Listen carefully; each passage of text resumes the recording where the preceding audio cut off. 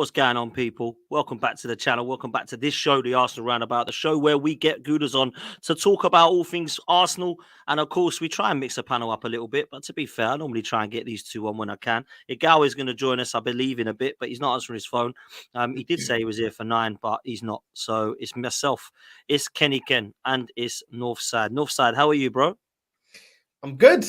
Just done a show with Jez, and yeah, man, good show, Jez. Man. You know what I mean? The toxic and negative gang are still going strong, man. You know what I mean? Hey, it can't be toxic and negative at the moment. People were not allowed that. That's for sure. Kenny, how are you, my bro? I'm all good, mate. You know, like seven Premiership games, 7 maximum points, and 31 goals. You know, you can't complain. It's been a joy to watch, but as I said before, there is no margin for error. How many points can Arsenal afford to drop? Look at that space between my finger. 0. In a day, positive pessimism. I assume Man City are going to win every game. Assume Liverpool are going to win every game, and just do your bits, man. Do your bits. You know, whatever happens on this Sunday is nothing to do with Arsenal Football Club. It's all about Brentford. And then after Brentford, it's Porto, man. Whatever happens.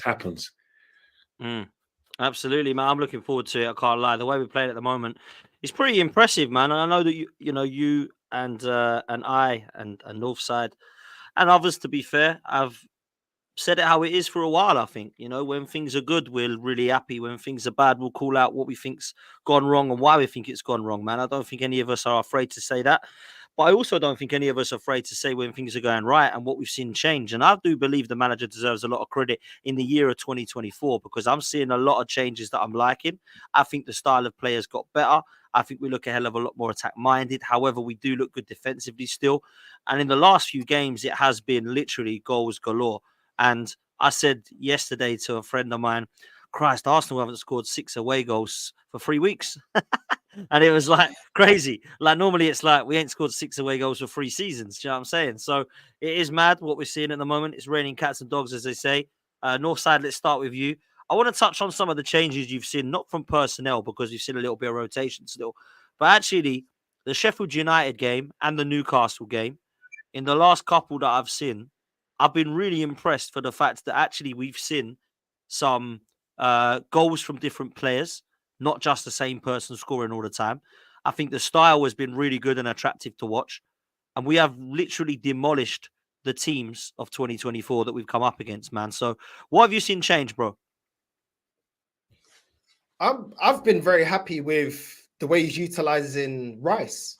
I think Rice was absolutely bossing it alongside Odegaard in the first half. I think his late runs in the box give defenders, something to think about, whether to stick with the man that they're marking or follow Rice. And a lot of times that opens up the defenses. It gives us space. It gives us another option. Something that Granit Xhaka was actually pretty decent at doing last season. And I think he's adding to a lot of that, in terms of late runs and also being in the box and getting those goals. We've seen him get a late goal against Luton and against Sheffield United. I think he took his goal very, very well. I think Havertz as well has been excellent against Sheffield United. A lot more involved in the game. I'm not for a player that's our highest earner at the club, a third highest signing, just to do off the ball stuff. And I think in this game, I think he did a lot more than just off the ball.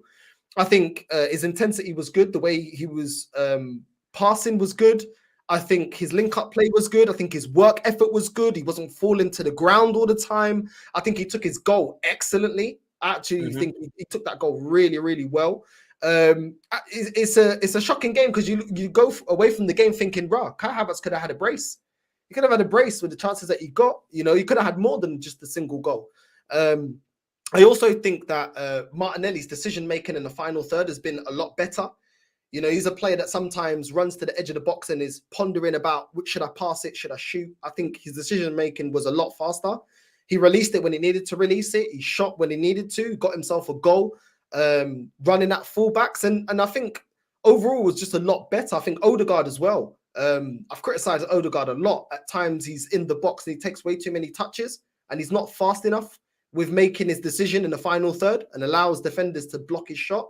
This time, he got his goal, literally, first time, controls it and then smashes it. And we know that he's got that in his locker, and it was great to see. For me, my man of the match, I think he was absolutely fantastic. And I think he was fantastic for 90 minutes. And that is what I want to see from a captain. That's what I want to see from the whole team, but especially the captain. I want to see a captain put a 90-minute performance. I want to see the captain be pivotal to everything we do. And I think he was. I think he was relentless. Even when we were counter-attacking, he was releasing the ball a lot faster. And when he's a lot more direct, he's a lot more dangerous. Even in the box, there was an opportunity that he had. He was in the box. He took 2 defenders on and literally gave it to Kivior on the plate. And luckily for Sheffield United, the defender got to it. But he created all of that by himself, taking on defenders, releasing the ball a lot faster. I think, yeah, man, a lot of things that I've wanted, we've definitely improved. Saka taking on his fullback, not always looking for Odegaard in a simple pass. Take on your fullback. And he was making a mockery of his fullback. And long may it continue, Dan, man, because I'm more than happy to be in the mud if we win a Premier League. And I was very impressed by those changes in the players and the manager. You know what I mean? I'm persistent with Jorginho because I've said for a while that Odegaard is our Trent. You nullify Odegaard, you nullify our creativity. But now we've got Jorginho that chips in. I don't think that Rice is an amazing assister like Partey. I think Partey's still got a better range of pass, even though I think Rice is better on set pieces in terms of crossing the ball. But you've got Jorginho dictating play, literally finding a front three from deep, and you've got Odegaard dictating play in the final third. It makes us less predictable, and it makes us harder to defend against. And that's credit to Arteta, man. Credit to Arteta. 100. He's got it spot on in this game. He's got it spot on. So credit to him. Do you know what? The only thing I disagree with you is that you'll be in the mud if we win the league, because you won't be, bro. You'll be with a cigar and a bottle of bubbly like all of us, bro, because that's what's going to happen, man. We're all gooners and we can all celebrate and we can all cuss if we ain't happy, man. That's football. That's emotion. If people don't like it, then deal with it. Cry a river. Kenny, let's come to you. I was really impressed last night. I watched it with my parents, who you know both very well. They come around, had some dinner with them. And I said, let's watch the football and chill out now. And we did. And I said to my dad and my mum, I said, I'm not sure this is going to be a demolishing. I think we might be a 3-0 maybe. I think we're going to win quite comfortably. We were 4-0 within 15, 20 minutes. All the fans going home. Felt a bit sorry for Sheffield United in the end. They've been a shambles this season. But Arsenal just absolutely put them to bed. And I think Northside brings up a good point in Declan Rice. Declan English, as you sometimes call him, bruv. He's been phenomenal. In that number 8. I don't want to see him coming back in the 6 at the moment. I love him in that position, Kenny. Well, the thing with Declan Rice is that, the reason why he's able to, play in a more sort of like advanced role and creative roles, because we've got that balance right where people are, Odegaard is, moving at least 10 yards and he's that defensive shield when we don't have the ball, and also you've got the discipline of dare I say it, Kai Havertz. So last season, all the sort of DM and defensive work in the midfield was just on one person. He had to be like the DM, plus he had to be the creator, plus he had to lend in in terms of scoring your goal here and there. So what will happen is that if he didn't have a good game, then what will happen is that the opposition has spaces to run into. And I think that's something our managers eradicated. And that's a lot of it's down to Declan, because he's still the best at recoveries. But because we're in a situation where we're on the front foot and dominating games, he's not having to be in that sort of defensive recovery role. Like West Ham, he didn't need to do it. Burnley didn't need to do it. In Sheffield, he didn't need to do it. But I think one of his best games was Liverpool, where he had to do it, where he had to be in that sort of DM role, where he had to do a lot of defensive recoveries, because Liverpool's a better team, a very good team, very, very good team. And then you've got, there's going to be matches where you are going to need not just that defensive shield, but you're going to need Declan in those sort of situations, because you'd think Man City, he's definitely going to be needing to do his defensive recoveries. Even at home against Villa, he's going to need to do that. And obviously Spurs away, that's going to be a different game. And you don't know what Man United is going to turn up, because as bad as they are, there's still that fear factor where we don't seem to do well there. We've only won once at Old Trafford since 2006. If my memory serves me right, we haven't won there, and that's in 18 years. So we've got a dreadful record there. But in terms of how we're playing, the manager's definitely going to take a lot of credit, because what he's done, he's recognised what's going wrong, and he's actually reacted a lot quicker. a lot quicker than he was reacting when we played, Fulham away, West Ham at home, and obviously like Liverpool in the FA Cup. Since then, I think we've drawn a line under the bad performances and under the sort of wasteful finishing and said, right, this is it. This is what we've got to do. There's no margin for error. I'm sure there's a roadmap where they're looking at and said, right, boom, boom, boom. This is where we're going to have to go. We've got to win this game and this game and this game. In fact, I don't know whether they agree with me or not. Arsenal can't afford to drop points, not because of the fact that the points total, but we've got some good teams there. I know Liverpool are going to be stronger when they get Salah and all their forwards back. Man City have got no injury concerns that I can think of, but they're in this sort of like groove where they think, right, it's time for business. So we need to match both teams. And I think it's actually harder for us because we've got Liverpool as well. So that's why I always say you got to have one eye open. But yeah, Declan, there's a lot more to come from Declan because I know there's more to come. I know there's going to be goals. We know about the recoveries. We know about the dead ball situations. We know that about the long efforts. Now we've got to see what he's like at set pieces from an attacking point of view when he's on the end of them. But so far, so good. He has been a revelation. But I'm Team Thierry Henry. We're only going to be able to celebrate this great form properly at the end of the season if we've got a pot of gold at the end of the season. Because that's the barometer. Because it'd be such a shame if you're playing this well for it to all, collapse when we need it most.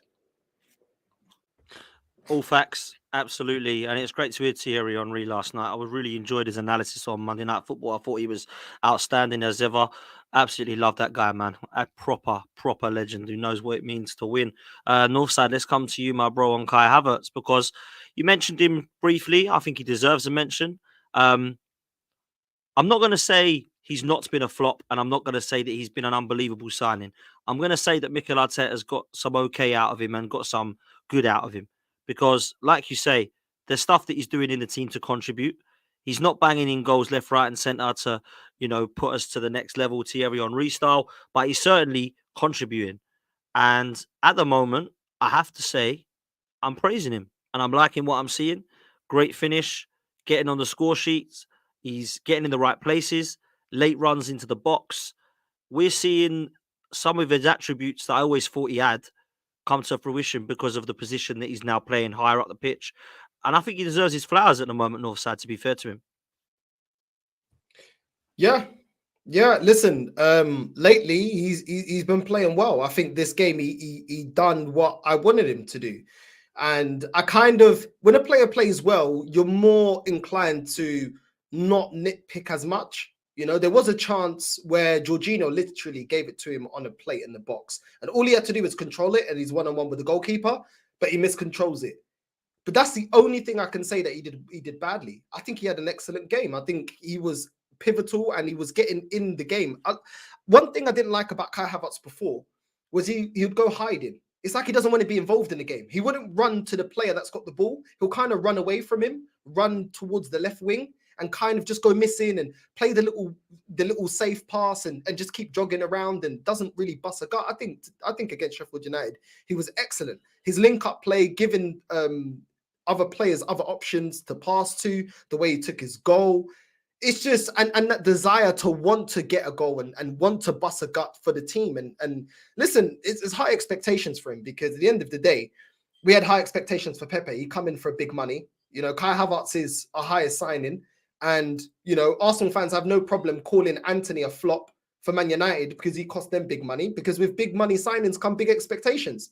And that it is what it is, you know what I mean? When we call out players, when Man United bought Di Maria or they bought Maguire, big money, we expected big, them to produce week in, week out. When they didn't, we're very quick as Arsenal fans, football fans in general, to say, well, your player, you bought him for how much?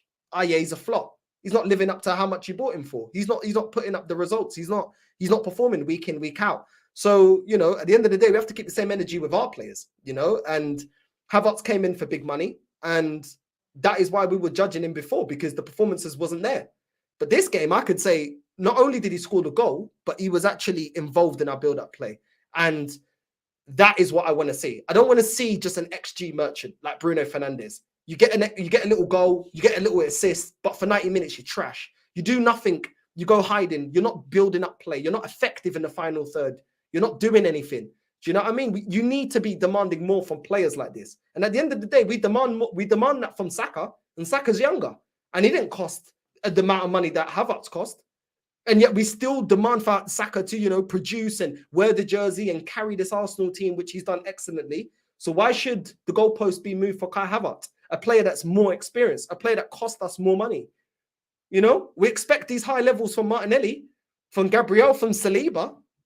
So, you know, it is what it is. But, you know, I have to be honest. If a player plays well, he plays well. And this game, I felt like he played very, very well. I was very happy with Kai Havertz's performance.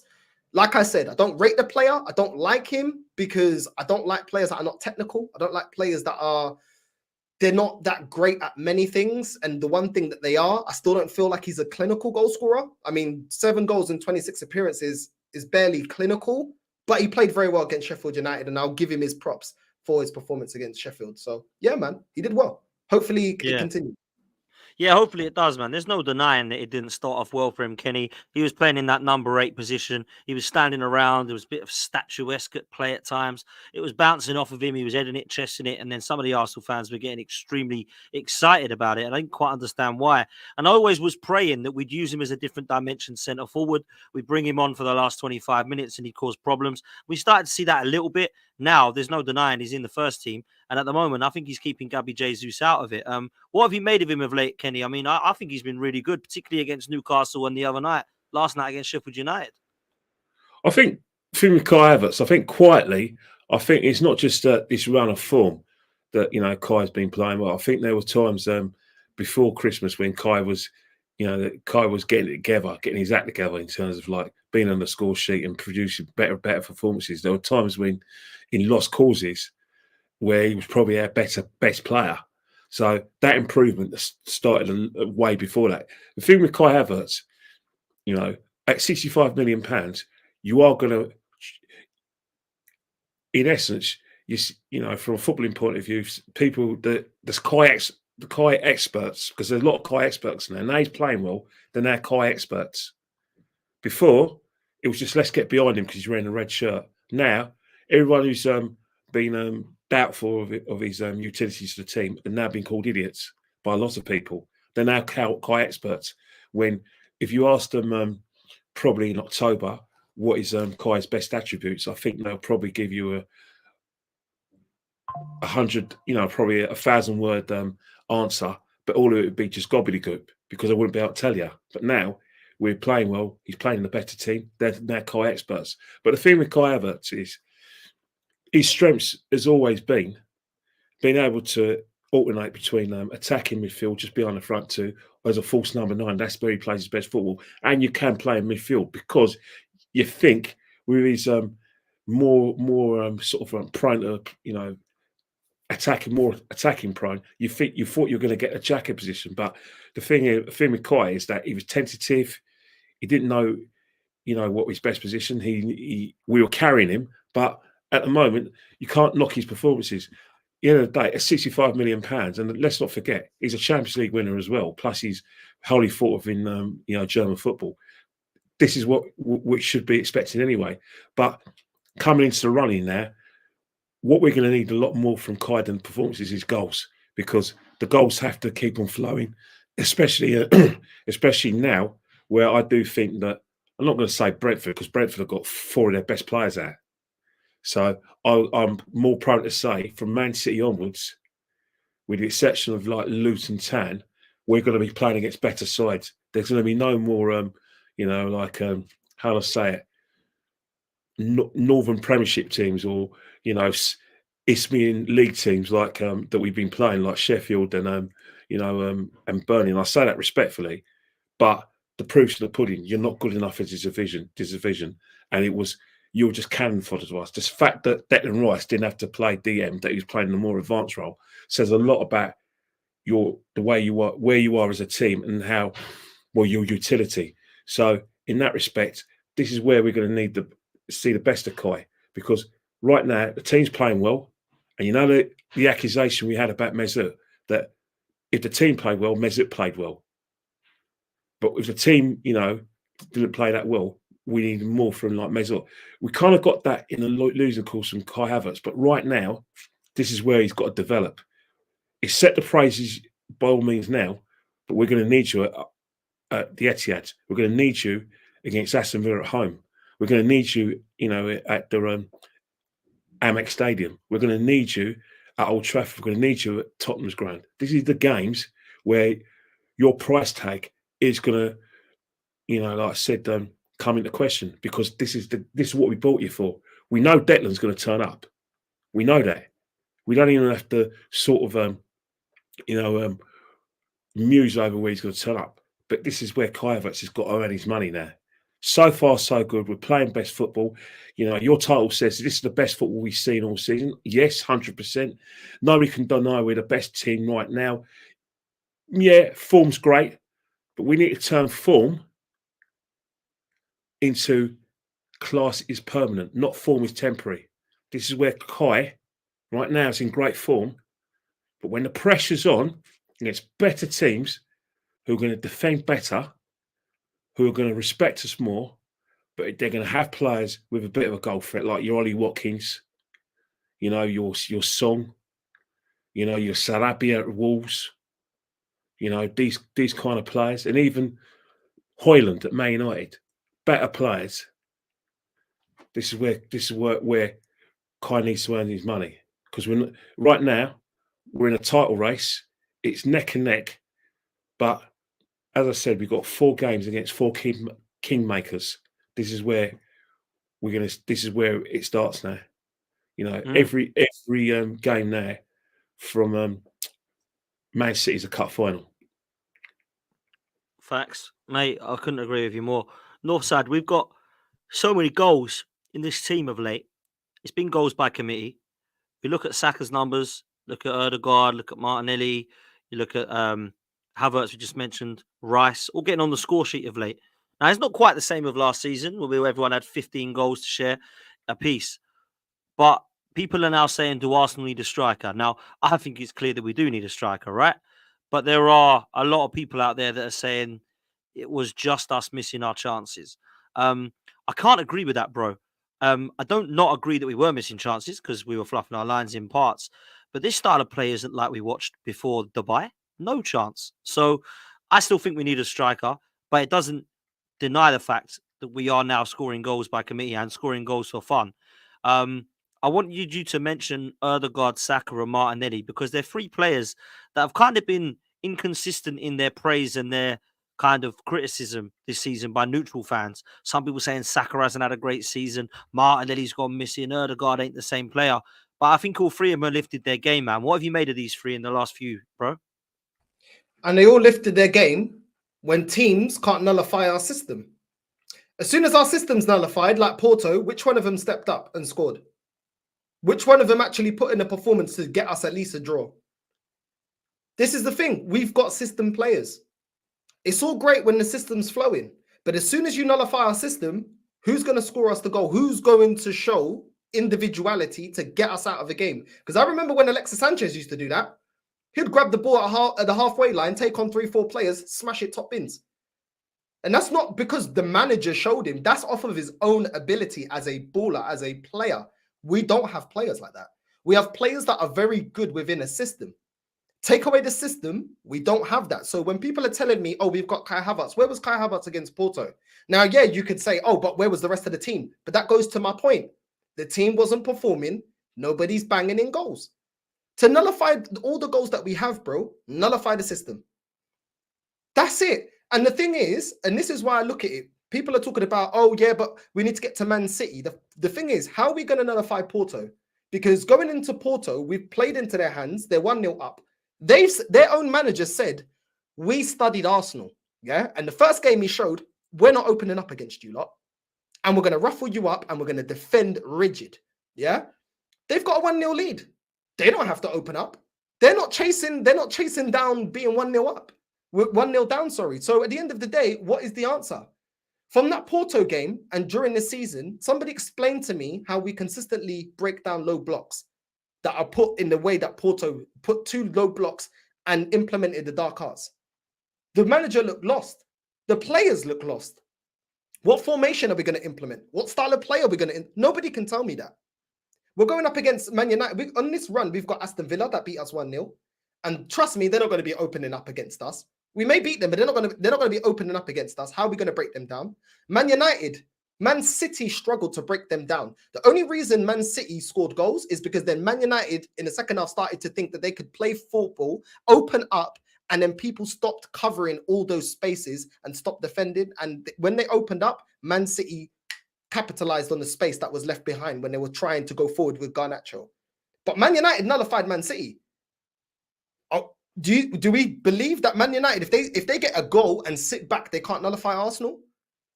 They could. They did it last season. The first game of last season, they did it. Do you know what I mean? They won against us the first game last season. So this is the problem. At the end of the day, everything is always great with this team when everything is flowing.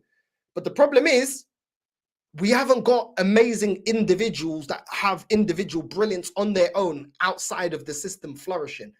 And on top of that, we've got a bench that is ineffective. When we smashed Burnley, did the bench come on and do anything? No. When we smashed West Ham, when we smashed Liverpool, the bench outside of Trossard is not that great and they're not effective. And we're winning games despite of the bench, not because of the bench. Even in games that we're dominating, we had 80% possession. I think even more than 80% possession against Sheffield United. What did Fabi Vieira do when he came on? So this is the thing. At the end of the day, listen, when we're playing good football and they're not able to nullify the way that we play, like against Newcastle, etc., this is great. But at the same time, this manager looks very lost when the opposition is got 2 banks of 4. He doesn't have another plan as to breaking them down, and that's the problem. And that is why I don't think that we've got any attackers that are world class. I think they're all system players. Well, listen, we've definitely got some players that could potentially be world class, but for me, you've got to go do it on the world stage and actually at Champions League level. And our youngsters are not there yet, so I don't really put many of them in the world class bracket. What I will say, I kind of agree with you on the system situation. Thought it was frustrating that we actually allowed them to nullify our attacking play against Porto, which really we should have just gone out and done what we've been doing in the other games. Now, I know it's not as easy as Burnley or Sheffield United. You don't go and spank Porto 5-0, right? But at the same time, you go out there and actually try and give them a go. And to not have a shot on target was embarrassing. I still think we'll be okay, and I think we'll defeat the deficit, and I think we'll be fine against Porto. However, there's always that thought in the back of your mind, different game, different competition, Europa League. Europa has not been good for Arsenal. Champions League now. It's got to be better for Arsenal. Will it be? Question mark. We still don't know. But the way we're playing, I have faith that we'll be okay in the Champions League for this game. Depends what the draw says. And obviously, teams, I think PSG and Bayern Munich are pretty much through tonight. So that's 2 big teams that Arsenal could get if they are to go through. So we'll see what happens there. But Kenny, we got Brentford coming up next on Saturday. And you mentioned it yourself. They've got some players out. I don't know who they are and if any of them are back. But my question to you is, would you change anything in this Arsenal lineup, or would you just keep it the same? That's not at all. This team is built for the league. This team is built to break down and bulldoze opposition in the league. You think about it. You've got the pace. When we attack at pace, you've got the athleticism of both our defenders, and then you've got Declan Rice, who's good defensively, is getting together attacking wise, and we're creating this amount of space for Odegaard because teams are so scared to press us because we move the ball so quickly. So this is all built for the league. So I won't change anything. The only thing you're going to change is I think the blonde bomber or the blonde bombshell is going to be back in goal, and I'm sure friends of Aaron are going to be very, very happy. Let's just hope he doesn't do any significant damage to our title hopes, because the day we saw him against Brentford and he was as rusty as anything. But in terms of Brentford itself, the Brentford that you saw last season that came to the Emirates Stadium and the Brentford that beat us at the beginning of the season before was just not there. Pinnock, who's been an ever-presence for them since they got promoted, is out injured. Probably their best performing defender. Ben Mee got a fractured ankle, And then Rico Henry got injured against Newcastle where he done his ACL in a collision with Anthony Gordon. And then you've got Mbeumo, who, when you look at the triumvirate, Mbeumo, before you used to have they used to call it BMW, Mbeumo, Barama, and Watkins. Now you got that triumvirate of Mbeumo, Wizza, and Ivan Toney. Mbeumo's another injury problem. Again, in terms of that creativity, Ivan Toney wasn't playing deep when Mbeumo's in the side. With Mbeumo in the team, he's had to play deep, and they got to sort of get Mopé in the side, which is not what they want to do. They don't want to play 4-4-2. They want to play, like split strikers, but they can't do it with, without those four players. So, because of those four injuries, Brentford have been shipping goals. They're having to score 3 or 4 to win games, and that's not always possible. So, I expect us to win comfortably, not because it's Brentford, but because mainly their 4 best players. 4 of their best players are not playing, and they lost their virtual whole defence. So I'm expecting us to win comfortably. And so for me, Ramsdale in goal, the back 4 don't change. In terms of the midfield doesn't change, and the front 3 don't change. In terms of Jesus, I know the temptation said, yeah, we could play Jesus. Look, Jesus has got an injury, a very recurring injury, which is probably going to plague him for the rest of his footballing days. So we've got to carefully manage Jesus, and there's going to be games where we're going to need Jesus to be 100% fit. Porto could be a game to play Jesus, to make changes, because Champions League football is a lot different from the Premiership. The Premiership is high energy, high pressing, and bulldozing pace. Now, in Champions League, you got to basically bide your time. You've got to start off slow. You've got to be organised, and then the last third, then you quicken up the tempo. That's how you can't win the Champions League playing the way we play, home and away. We can just about get away with it in Europe. In the group stages, when we play teams like Sevilla, Lens, and then PSV. But against the better sides, and I'm including Porto in this, got to be more measured and a bit patient. I think this team isn't at that level yet. If this team wins the Champions League, it'll be Arteta's greatest achievement ever. And I'm talking about, whatever he achieves in the future with whatever club he's going to be at, winning the Champions League this season with that team, the way we're playing, that'll be his best achievement of all time, because I don't think it's possible for us, not so much personnel-wise, but tempo-wise, to win a Champions League like that against better teams. Look at Bayern Munich. Everyone's laughing their nuts off at them. They're 3-0 up against Lazio. They've got a goal threat, plus they've got a good defence, plus they've got midfield. They've got genuine creativity in Musiala, and Sane when he deserves to turn up, and they got Harry Kane, and they got experience of Muller. Look at PSG. They got who I think is going to be the next cab of the rank for the best player in the world, in Mbappe. So it's going to be really difficult to even get past these teams, let alone Man City and Real. So I think this competition, i.e. the league, is our best chance of silverware. Hence the fact, no messing around, no rotation, blah, blah.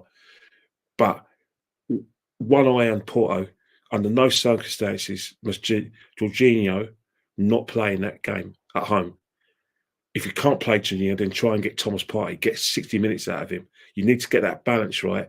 And in terms of up front, I probably would risk Jesus rather than Kai, because in terms of that je ne sais quoi in order to break defence down. Because 2 weeks ago in Portugal, we didn't have that player could break the low blocks and break the defensive structure. So those are different things that you need to look at. If you think they're making changes, then yeah, consider doing it in Europe. But Premiership, don't mess about with what you've got. Brentford are bereft of their best players. They're there for the taking. They concede goals for fun. Cash in Arsenal.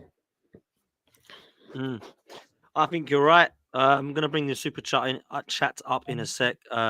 Northside, Kenny mentioned it there. They've got Brian and Bremu out. They've got Ethan Pinnock out. They've got Sade out, Hickey out, me, Rico Henry, and Josh Da Silva. He's played for Arsenal, by the way. It's a good time to play him, man. It really is. We've got to go there and we've got to mean business. Halftime Hooks is coming with this one. Says, big up to the panel. Soon bring you to the Jedi Northside. Laugh out loud. Punch up settings versus Porto at the Emirates.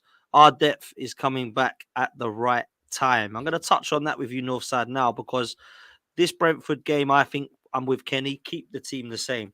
We've got some options now from the bench. Now, me and you have spoken about the bench on this show more than anybody, I think. Cedric's, El Nenis, Reece Nelson's, Eddie Nketiah's.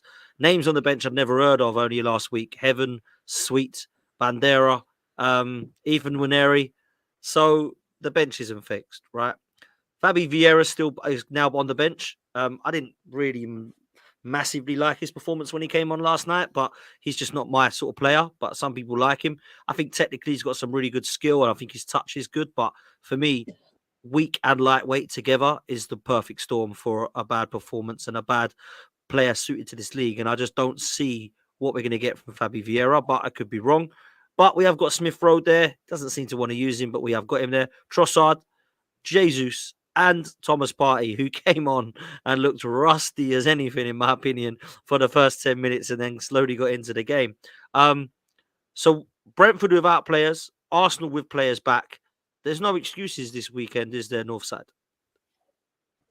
No, we got to win. We got to win.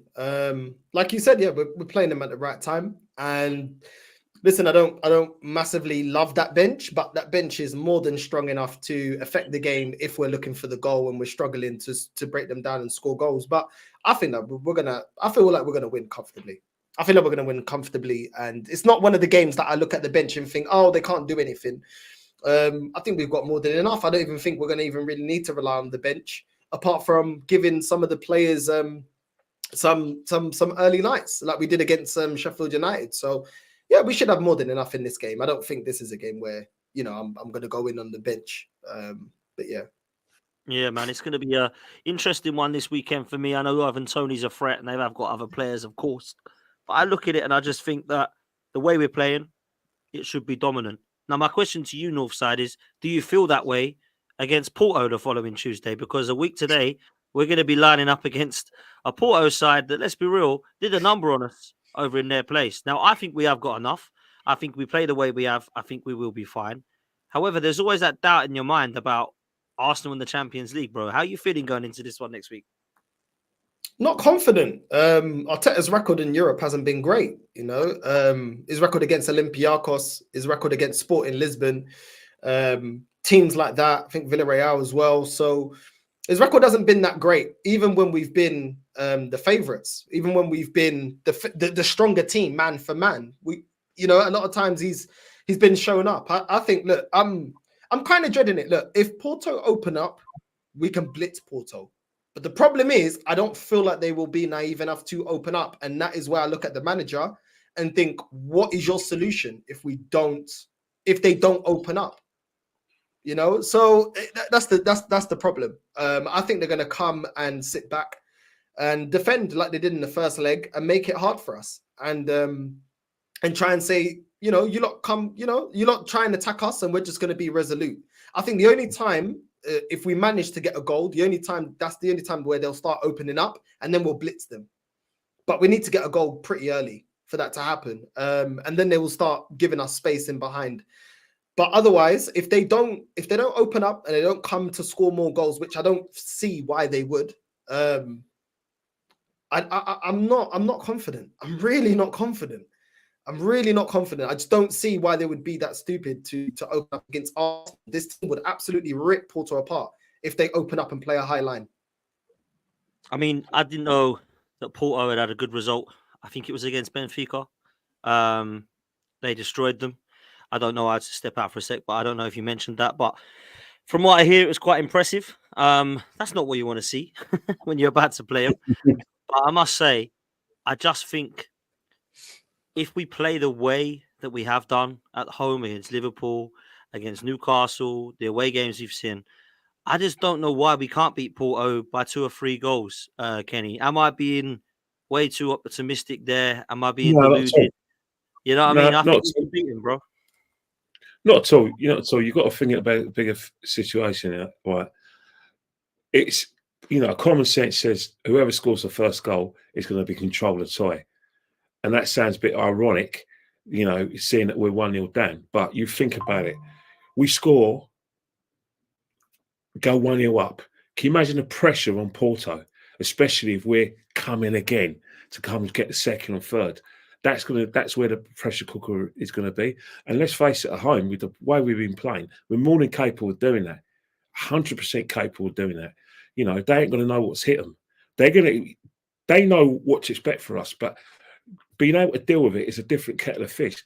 But the situation is, one thing they've shown is that they wouldn't lose any sleep with having less possession than us. They wouldn't lose any sleep with it because they know, that what we're going to have to do a lot better than what we did in Portugal 2 weeks ago is get more of our wingers. Because what they did is that they went 1-on-1 their wingers and we had nothing.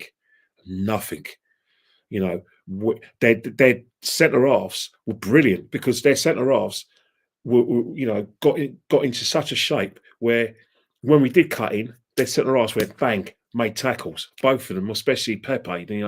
For all 41 years of him, and I think that's what we need to sort of break down. Where we're going to need people to run off the ball, your Odegaard, and take some risks because what's happening right now is that we're going to have to try something a bit different.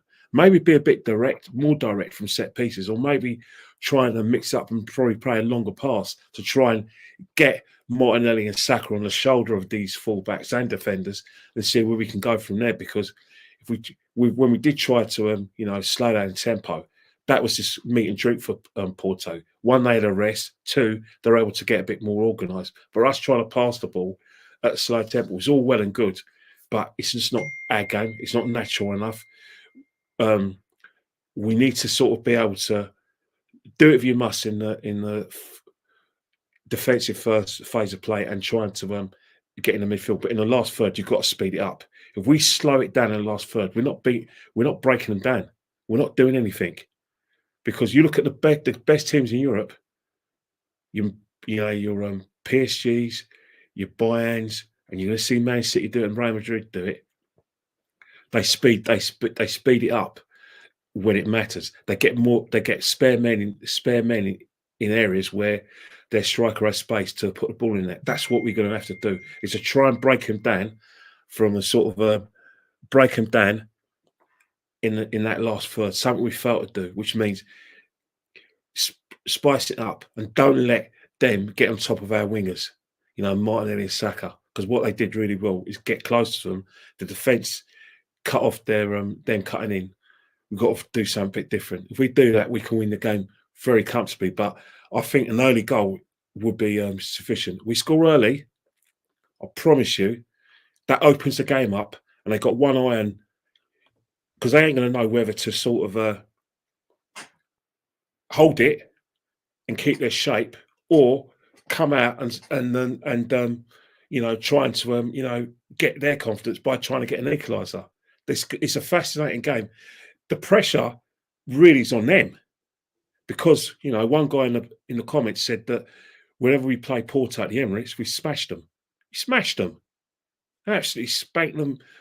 Smithereens. We lost by the odd goal out in Porto, but at the Emirates, we got a fantastic record against them. And this is something that's going to be on their mind. But I always say our record in Europe is average, really average. And, it's not really just Arteta. Arsene had a poor record in Europe. When we won the double in 71, we only got to the quarterfinals in 72. George Graham's great side of 91 got knocked out by Benfica with Isaiah. So it's not Arteta, it's Arsenal in Europe. It's just pathetic, really. We've got a pathetic return in Europe. Only 2 trophies. Apart from that, we've been to a few finals. Let's not talk about Chelsea. Let's not talk about Zalagoza. And let's not talk about Galatasaray, because they just bring tears to my eyes. And let's not talk about Barcelona, because that's the most painful experience of my life, the Champions League final. I'll tell you one thing. Man. Getting to the Shame. Champions League final is only great when you win it. When you get to the Champions League final, I thought it hurt when you lose in the FA Cup final. Wrong. That's worse. That's worse. Facts, man. Especially when, Facts. That was the especially when worst. you've got that referee. Mate. Let me tell you something now. If they legalise murder for one day, I'm getting a plane out of Norway and killing that guy, the referee. He is a cheat. I sound like Ty now, don't I? I sound like Ty. But he's right. He's a cheat. He's corrupt. He cost us that game. He deserves to be behind bars. I want to see his bank statements from, like the May 2006. I want to see, his not just his outgoings. I want to see his incomings, because I swear there must be a few pesetas out there going his way. Listen, man, you're a legend, Kenny. I love that, man. Big up to Lee Gunner. Thanks so much for sending everyone this way, man. Much appreciate that, my bro. Make sure you go follow Lee Reacts, because he's got 2 channels now, and I can't keep up with which one he's on more live, if I'm honest. He's on both of them, so make sure you go sub to both of them, yeah? Big up for sending everybody my way, man. I much appreciate it. I've tried texting you, bro, but your phone is not working, my guy, so I have no idea what's going on. We know about it. It's going to be sorted tomorrow. It's going to be sorted tomorrow. Don't worry. Okay, cool. Yeah. I've texted him a couple of times. He ain't gone through. So, but lovely. Appreciate that, bro. Listen, people, do me a favor. Make sure you get the likes up, please. We've got over 100. Let's get up to 200, please, people. Now we've got close to 500 of you in here. This is amazing stuff. So thank you so much. Make sure you hit the like button and subscribe, and make sure you go follow Kenny Ken and of course Northside LDN over on his channel as well. Listen, Northside, I gotta say, bro, defensively, Arsenal look really good. And it weren't long ago that I was seeing Kivior trying to play it left inverted back at Fulham, West Ham, Luton. And I'm like, what's happening here? Like, absolutely shockingly bad. And then, all of a sudden, something happened that I called out for a long time. If you can't have a left back do it, get Ben White to do it. And do you know what? He's been thriving in that position. I've liked what I've seen from Ben White. Ben White is a better footballer, in my opinion, on the ball than Kivior, right? So it's obvious that he does it. Zinchenko doesn't get back in this side for me at the moment. And Gabriel and Saliba's partnership is wonderful to see, man, I have to say. And you know what? Big up David Rea, because I know people have called out Ramsdale and that's now disappeared all of a sudden. I know we're going to see Ramsdale at the weekend. But when you're like 4-0 down, right, you're getting peppered at your goal. When it's 4-0 to the goalkeeper who's sitting there chilling, sometimes you can forget and just lose your concentration. He had to be on his toes for the shot, to be fair to him, and he saved it, right? So our back line deserves a lot of credit. I think Kivior looks more comfortable now that he's not being asked to do stuff he can't do. He's been really good of late. Gabriel Saliba, Ner's mentioned. Ben White's been phenomenal inverting. Jorginho's been doing his thing. And then we've spoken about the players, Rice, who's now been allowed to bomb forward more and at the front. But I look at the back line at the moment at Arsenal, and it's been impressive. It's not just the fact we haven't conceded many. It's we're not conceding many chances. That's what's been phenomenal. I think there's a stat that said they've only really conceded 7 or 8 like clear-cut chances in 2024 for our opposition. That's phenomenal, man. So to get the balance right at the moment, going forward, and obviously at the back, is really impressive. And I feel personally that when people have spoken about Gabriel and Saliba, and people have spoken about Ben White, mate, I've been really impressed with our back line, Northside, I have to say. You don't get a plumber to do a mechanic's job, innit? You know what I'm saying? It's just simple, isn't it? It's just that simple. Like, do you know what I mean? Put a defender in a defensive position, bro, and you'll get better results in that aspect. Listen, before I change my mind on a player, like I didn't rate Ramsdale, and I'll wait for a season before I start changing my mind on a player, because I like to see consistency. And I want to have a big sample of the player playing well. Do you know what I mean? For me to be like, right, this isn't just, a purple patch, or this isn't just, you're playing well because of the opposition. No, you're actually a decent player, and maybe you just needed time, or you needed to adapt to the league, or whatever it is, or the system that the manager's implementing. At the moment, Kivior's doing very well, but I also want to see how he will deal with the pressure come towards the end of the season. If we get further in the Champions League, when we get to the crunch end of the season, how will you defend then? How are you going to defend against teams that, better oppositions, really? Because he's been in the team against a lot of teams that aren't the greatest, but it doesn't mean I'm going to take away from his performances. I actually think he's been very, very good. And not only has he been good defensively, there was times in that Sheffield United game where he'd go forward and he'd give Martinelli another option. And his passing was good. I mean, his back pass, his no-look pass. And he wasn't forgetting his defensive duties, which is the main thing we get onto Zinchenko for.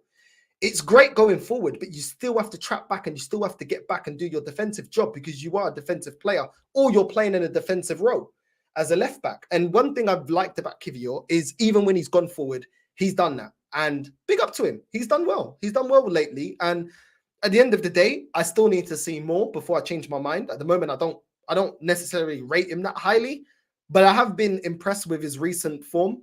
And like I said, when you look at defensive players, it's easy to say, oh yeah, they've been solid defensively. But I actually think going forward, he actually gave us a lot. He gave us another option and he helped Martinelli, which is another thing Zinchenko doesn't do.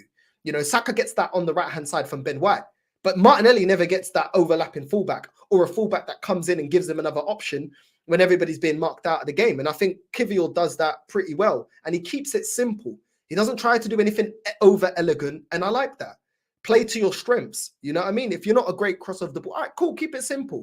Do you know what I mean? You're giving us an extra body on the left-hand side, but you're not jeopardizing us on the counter. You know what I mean? And I'm getting flashbacks from the goal that Aston Villa scored when we lost to them 1-0 that came down Zinchenko's side, going forward and not tracking back. And I think Kiwior's done very well in that aspect. And long may it continue. Just because I don't rate a player doesn't mean a player can't change my mind. But I have to see you actually performing week in, week out. And at the moment, even if Zinchenko comes back, Kiwior keeps his place for me at the moment. He keeps his place. Under no circumstances does Zinchenko go straight back into that team. And that's how I think about it. So big up to Zinchenko, man. Yeah, facts. I think Zinchenko and Jesus coming back into the mix. I think Mikel Arteta will want to put them in because they're kind of his guys. If he does, I'll be pissed. Because for me, and it's not because I don't rate either of them, right? I do think they're good players. I just think the way our system is right now, I don't think we want to be changing it too much. And it's okay to be using Jesus and Zinchenko for potential other games. But in the league right now, I think the momentum is right there. So maybe in a Champions League game, he might look at that towards experience and think he might want to change it up. But that could change things, man. That could change things. It could rock the boat a bit. So I just think if it ain't broke, don't try to fix it, man. That's the way I see it. And I think at the moment it's looking very, very good. Kelly, let's talk about it. Obviously, there's a big game this weekend. It's Liverpool versus Man City. We just got to do our job, beat Brentford, and then we can enjoy the Sunday, watching Villa v Spurs to start with, and then Liverpool City. That's a brilliant day of football. So I'm going to be sitting there for Mother's Day, bless her, with a roast dinner, watching the football. And of course, I hope you and your sister, mate. My sister will be. It won't be me cooking. My sister, for sure. Well, you need to work that. Look. For all my faults, I can cook. So if you need any help to help with Mother's Day dinner, I'll get on the blower to you, bro. I don't know Donna like spicy food. A bit of like Scotch bonnet food. But if she does like Scotch bonnet, just give us a call anyway. My mum would happily let you cook for her, man. My mum loves you, man. So she'll be well up for that. Don't offer her around. Well. She'll be knocking on the door. My dad will be behind saying, where's my invite? Now, big up. No, I'll cook for him as well. Don't worry. But, talking about the game itself, as I said before, one eye open. Basically, this is what's going to happen, right? This is just factual. Only one team can win maximum games. From the state of play, which is today's the 5th of March, up until like the 19th of March, only one team is going to win every game. And the reason why they're going to win every game because we've got 2 6-pointers. Liverpool and Man City 6-pointer. Us and Man City 3 weeks later after the international break. I love international football, by the way. I don't know many people know that, but it's those 6-pointers. So you have to assume either Man City and Liverpool are going to win the game, or it's going to be a draw. Either way, it's only going to make a difference what happens on Sunday if we do our business against Brentford. And that's got to be a key game. But in terms of that game is just fascinating and everything. Because one thing you talk about Man City, you talk about their bounce back ability. You write them off at your peril. You wrote them off in 2021. They went and won the league. You kind of wrote them off last season when we were at our pomp playing fantastic football. We were leading the title for 93% of the season. But whilst a lot of Arsenal fans slipped sadly, you always have an eye open when Man City are in the mist, especially when you haven't played them, before February. And then, those 2 6-pointers, they won it. They won the league. You know what I mean? But in terms of Liverpool, one thing I respect Klopp for, you know why I respect him? He hasn't got Conor Bradley to do what he can't do. He's basically said to him, I got Trent who plays inverted right back, but you know what? You can't do that. So I want you to do what you do best, but do it really well, and try and affect the team from another way. And that's why I'm fascinated with Liverpool, because you look at Conor Bradley, orthodox right back, up and down, up and down, up and down, gets in the attack.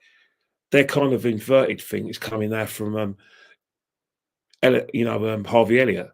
So that's why I respect him. He's got all these youngsters playing, but they've got experience around them. They've got Van Dijk, they've got Robertson.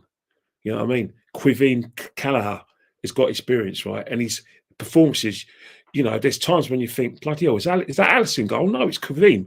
So from that respect, I look at that and I think that crowd behind them, they're going to get Nunez fit, and I think Salah's going to be fit. I think that attack is going to cause Man City a lot of trouble. One thing Liverpool will count against Liverpool is, can they keep a clean sheet? Because with the exception of Nottingham Forest, a lot of the games, Liverpool scoring 4 or 5, but it's conceding, which is eating into their goal difference. Now, if they concede at Anfield this Sunday, are Man City going to let them back in the game? That's one thing Liverpool need to do. They might have to tweak the way they play in order to say, right, do what Arsenal did, one chance game. Sacrifice possession, hit them on the break. The one chance we're going to get, we've got to take it, and then make ourselves difficult to beat if we go 1-0 up. I think that's Liverpool's best avenue to game, because I think if they're more expressive, with Rodri breaking up the play, with Foden getting in those little spaces that only he can find, and you've got De Bruyne who's just probing, and Haaland sniffing, not being in the game, but knowing that he's going to get a chance or two. That's where I think Man City got the advantage, and that's why I think Liverpool can't afford to be open against them. If they're open against Liverpool and against Man City, and they play with emotion, this could be their undoing. Because I do worry about them being able to keep clean sheets. If that was Arsenal at the Emirates, you think, well, Man City are better than us, but we know we can defend and we can keep clean sheets. That's where Liverpool's best chance of winning it. Man City just have to be Man City. But the thing about Man City as well, they're going to have one eye open about the way Liverpool attack, especially with Nunez, with the fact that he's a very direct striker. They talk about saying he's a shit Andy Carroll. Sorry, kids who are watching this, but that's a song that's doing the rounds. I think he's a lot better than Andy Carroll. Andy Carroll's just, I don't know, man. Andy Carroll's a disappointment for me. He should have, been a lot better than what he did in his career. But I think Nunez is going to be different. And obviously Salah's alongside Bruyne is the only world-class player in the Premiership. So getting the best out of those two is going to be key. But making themselves compact, trying to tweak their style, and trying to hit them on the break, and taking the very few chances they'll get is their best avenue of winning the game. Now, you've got Tottenham and Aston Villa. It's nothing to do with us because they're not in the mist. But that game's going to be brilliant. Can you imagine it? Spurs have got virtually the whole team back. Aston Villa improved a lot. That game could either be 4-2 Spurs or 5-2 Aston Villa, because both of them, have got a mistake in them in terms, because they don't play with their brains, they play with their hearts. And I think that's where it'll be fascinating. I think that's probably going to be the more entertaining game, the Villa Tottenham game. But the Liverpool Man City game is going to be quite fascinating, because Klopp's going to have to make some sacrifices to win that game. If he doesn't make sacrifices, Man City can win that 3 or 4-1. Is Liverpool too open? Well, listen, I'll put it to you, Northside, but I think Man City are going to win this game. I think Man City are going to beat Liverpool. Do you know it's scary, this stat? 25 years, Manchester City have won at Anfield twice in that time. That's a scary stat. But I just think I look at this Man City side right now, it's at full strength, in my opinion. KDB and Haaland together, Rodri, absolutely balling in there. Foden, electric at the moment. Bernardo Silva's still in there. And I think with Liverpool, I think they've got Alisson out, they've got Trent out, they've got a couple of players back, Salah being one of them. Obviously, players that have come back are not 100% fit, but I think Man City are going to do it, man. I think we want to draw. I think everyone can agree we want to draw, but I just fancy Man City in this one. I can't really say why, other than I think if Liverpool had their fully fit side, I'd probably just edge it towards Liverpool because I think Man City are beatable at the moment, and I think they can get in behind. I think we can get in behind Man City. Teams can, as Rashford found out. But I think when you look at it, yeah, I fancy Man City. What about yourself, bro? Yeah, it's listen, the way Liverpool play, obviously you can always find space in and behind. But Man City this season, let's be real, you can get at Man City as well. You know, defensively they've been shaky. Do you know what I mean? At times. So it is a Man City team that can get got at. It is a Man City at times that doesn't play scintillating football. But I still feel like Foden this season has been excellent. The way he stepped up when KDB's been injured. You know, the way he stepped up against Man United in big pivotal times in their season this season, Foden stepped up and been the difference. You know, Haaland's always a threat. You saw that ball, that shocking with flipping Amrabat not clearing the ball. You know, any little mistake, Haaland's going to chew that up and take that opportunity. Kevin De Bruyne is obviously Kevin De Bruyne. I know he's coming back from full fitness, but I still see that Man City getting over the line. I can't lie to you. Obviously, I know certain injuries coming back from Liverpool. One thing they definitely do have this season is resilience. You look at their injuries that they had this season. If that was Arsenal, would they have survived? You know, their best centre-back getting injured. They're getting Salah, their best goal scorer. That's like us missing Saka. Like the level of injuries that they had. I mean, the lineup that they put up against Luton and the lineup that they put up in their last match, it's crazy. So, and a lot of the kids are really stepped up. Look at the way they performed against Chelsea. So, I don't think it's going to be an easy game. I think Liverpool have shown a lot of resilience and their kids have definitely like stepped up when they've been called upon and done a job. But this is Man City and it's not, and I get it, it's not against Chelsea, but still, I think Man City need to, listen, Doku to me has been looking a little bit, nah, I've not been convinced of him. I really don't. It looks like a fidget spinner. It looks like a Beyblade. Literally just I said this to LB, man. I said he looks to me like a Adama Traore, Alan Saint-Maximin. He's one of those that like causes havoc, looks silky, but don't actually get anywhere. You know, he hasn't scored a goal since November, bro. And the goal before that was in September. He's got 6 assists this season, no 5. 1 of them against Brighton, 4 of them in the same game against Bournemouth. I'm not a fan of this guy. So I know he's 21, but 55 million. Nah, man, he ain't for me. I think they need to get Grealish back in his side for me. Nah, in the final third, bro, I get PTSD when I watch him of Iwobi, bro. Like, he'll get into a good position and then all of a sudden it's like, you know the old Windows when it goes do-do-do-do and it just shuts down on you. That's what I look at when I see Doku, bro. Like, honestly, can't cross the ball, falling around.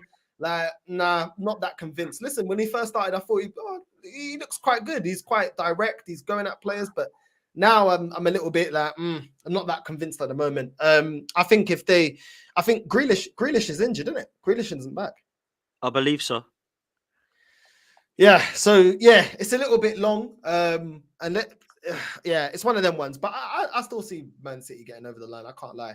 Obviously, I want them to draw because if they draw, then it's more ideal. Then we can, you know, if we get our 3 points, which I expect us to, we can go first. I think if either of them win, I think Man City, if they win their game, then they'll still be ahead of us, and so will Liverpool. So, yeah, we need them to draw. Hopefully they draw.